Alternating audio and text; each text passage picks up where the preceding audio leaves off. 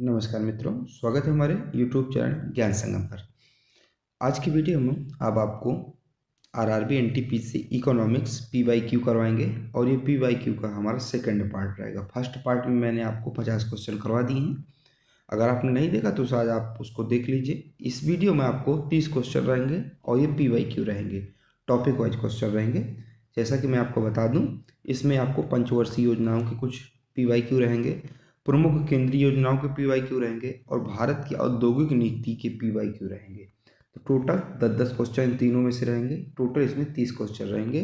तो दोनों पार्ट में हमारा मिला के जो इकोनॉमिक्स के 80 क्वेश्चन हो जाएंगे। ठीक है, तो इसके बाद कला और संस्कृति का जो टॉपिक आपके सामने आने वाला है। इसके पहले मैंने geography, polity, history, world geography ये सब मैंने करवा दिया पीवाईक्यू। तो अगर आपने नहीं देखा तो आप जाके देख सकते हैं।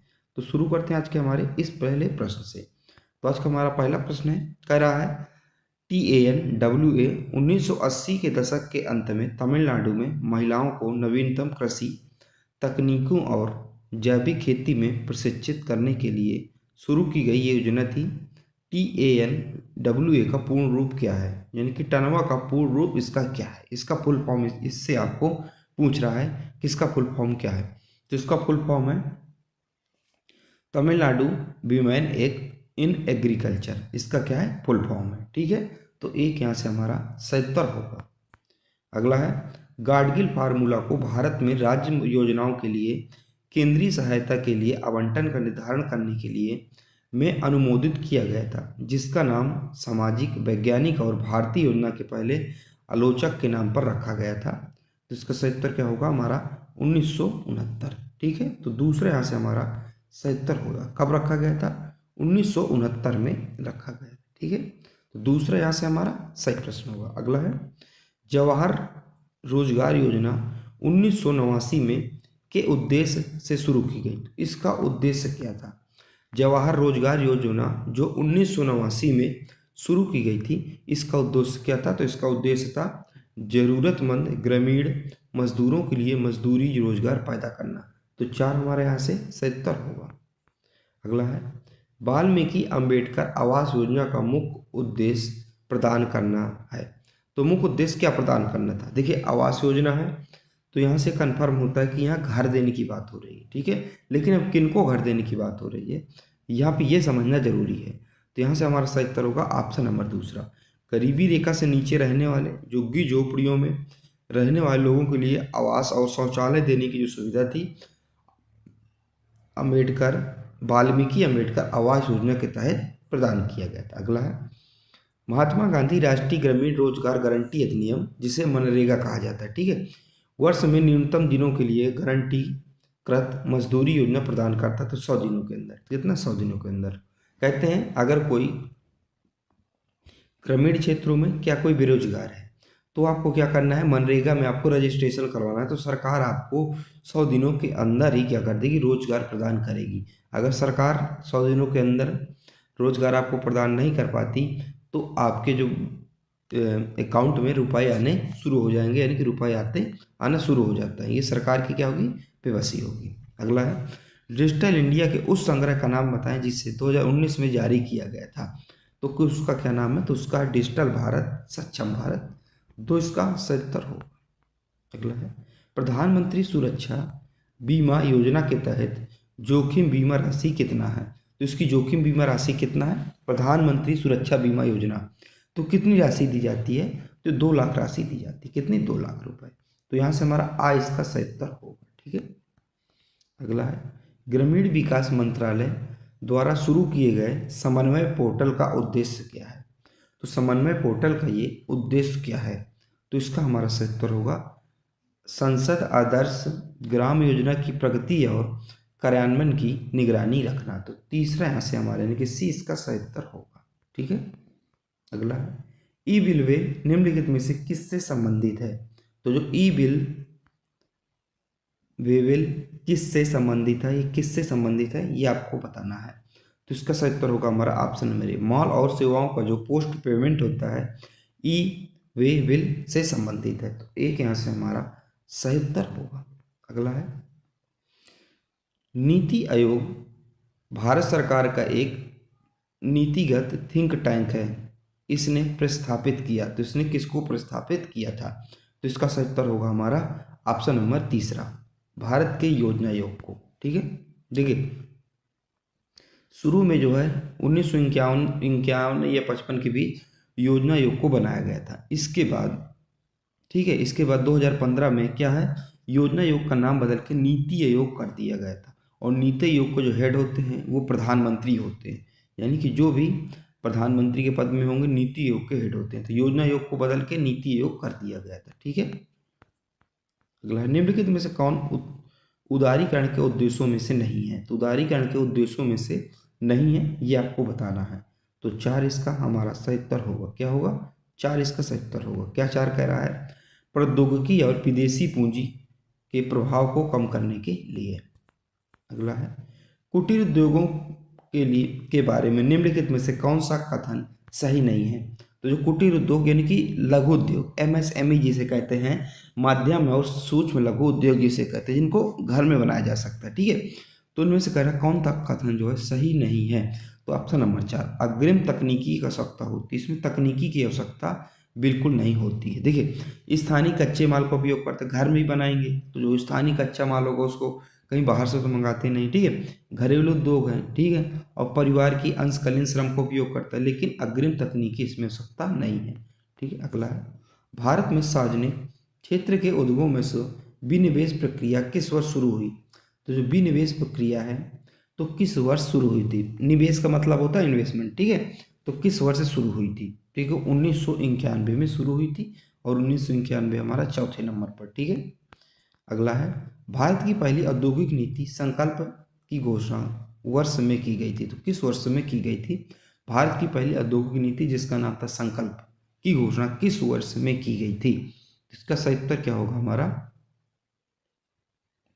ऑप्शन नंबर तीसरा, 1948 में की गई थी। कब? 1948 में की गई थी। ठीक है, अगला है, वर्ष 1991 में भारत में औद्योगिक लाइसेंसिंग की समाप्ति के बाद कुछ उन उद्योगों में से एक जिनके लिए औद्योगिक लाइसेंस प्राप्त करना अनिवार्य है। तो किनके लिए लाइसेंस? देखिए जब भारत में 1991 में लाइसेंस आया, उदारीकरण, निजीकरण, वैश्वीकरण, तो उनमें से उदारीकरण में कुछ ऐसी चीज़ें जिनमें से लाइसेंस प्राप्त करना आवश्यक ही आवश्यक था, जैसे शराब हो गया, केमिकल की चीज़ें हो गई और रक्षा संबंधी चीज़ें होंगी, इसमें क्या है लाइसेंस प्राप्त करना जरूरी था। केमिकल की चीज़ें हो गई, ठीक है, बाकी जो है लाइसेंस मुक्त कर दिया गया था। अगला है, निम्नलिखित में से कौन भारत में पहला बड़े पैमाने का लोहा और इस्पात संयंत्र है? तो कौन सा है? टिस्को है। क्या? टिस्को। ठीक है, टिस्को याद रखिएगा। अगला है, 1950 के दशक में भारत की पहली स्वदेशी स्वामित्व वाली साइकिल निर्माण इकाई एटलस साइकिल कहाँ स्थापित की गई थी? तो एटलस साइकिल की बात हो रही है, ये कहाँ स्थापित की गई थी? तो ये आपको बताना है। तो इसका सही उत्तर क्या होगा हमारा? इसका सही उत्तर होगा हमारा, इसका सोनीपत इसका सही उत्तर होगा। क्या होगा? सोनीपत इसका सही उत्तर होगा, यानी कि हरियाणा। अगला है, स्वतंत्रता के बाद द्वितीय पंचवर्षीय योजना 1956-61 के दौरान पश्चिमी जर्मनी के सहयोग से किस इस्पात की जो है स्थापना की गई थी? आपको पता है जब सेकेंड पंचवर्षीय योजना हुई थी तो हर देश ने उसका लक्ष्य हम लोगों ने रखा था औद्योगिकरण को विस्तार करना या बढ़ाना।